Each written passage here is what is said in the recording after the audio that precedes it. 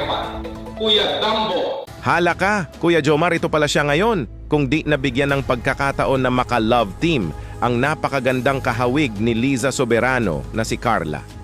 Hala! Grabe ang sinabi ni Papa Jomar mula sa kanyang mga bibig. Nakakagulat po talaga.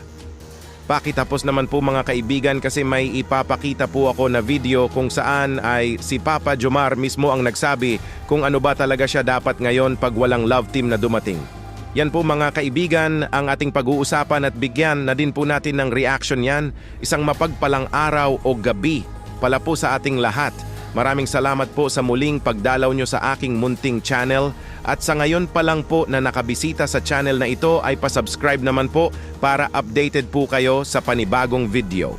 Salamat po pala kay Kuya Val Santos Matubang, Ate Edna Vlogs and Idol Kalingap Rab. Suportahan po natin sila palagi. Dito na nga tayo sa topic natin ngayon. Kuya Jomar o Papa Jomar, may sinabi mismo at naka-video pa ito na kung ano daw siya ngayon at kapalaran na siguro niya ito kung di siya naging isa sa mga leading man ng channel ni Idol Kuya Rab. Grabe! Ano po ba sa tingin nyo mga kaibigan ang posibleng hahantungan ni Papa Jomar? Alam naman po natin na talented po na tao si Papa Jomar at kahit pa ito ay di nagkaroon ng love team serye ay malayo po talaga ang maaabot nito. Kasi napakamasipag, matulungin sa kapwa at gwapo pa kaya nga ay nagmodeling siya dati with Idol Kuya Rab. Kaya ay successful po pa rin siya siguro kung di man binigay sa kanya ang opportunity na maging isang leading man ng Kalingap. Ito na po mga kaibigan, ipapakita ko na po sa inyo ang video na mismo sinabi ni Papa Jomar ang posibleng maging kapalaran niya. One last question, bro. Kung di mo ba na-take yung opportunity na to, or hindi ikaw ang naging partner ni Carla, ano ka ngayon, Pedro? Or nasaan ka ngayon? Siguro nasa ano pa rin ako. Kalinga pa din. Kalinga pa din kasi yun naman kapag yung pinakaan natin. Tawag niyan.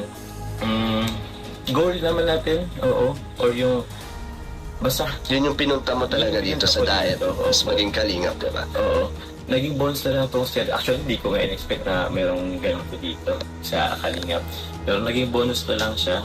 Siguro sa ngayon hindi pa ganun kalaki ang subscriber ko if ever walang serye. Okay. Pero still thankful pa din ako kahit magkilan man yan. Siguro Ano ka, parang continue lang din. continue lang kung ano man yung status mo kung hindi ka man naging Oo naman po. love team ni Carla. Opo. Maging isang part din pala si Papa Jomar ng K-Boys na handang suportahan ang programa ni Kalingap Rab ang makatulong sa kapwa. Isa ka talagang napakamabuting tao, Kuya Jomar.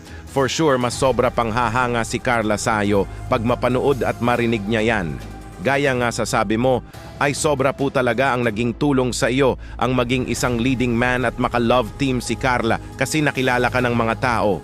At marami na ang nagsusuporta sa iyo at mas napapadali pa ang pag-abot mo ng tulong sa kapwa. Kasi nga ay tumaas na ang subscribers at marami na din ang nagbibigay sa iyo ng mga sponsors at ito naman ay binabalik mo sa mahihirap at di mo talaga nakalimutan ang isang pagka-charity vlogger mo. Kaya saludo kami sa iyo, Papa Jomar. Ipagpatuloy mo lang yan lahat. We all support your love team with Carla. God bless po, Papa Jomar. Dito muna lang po tayo mga kaibigan.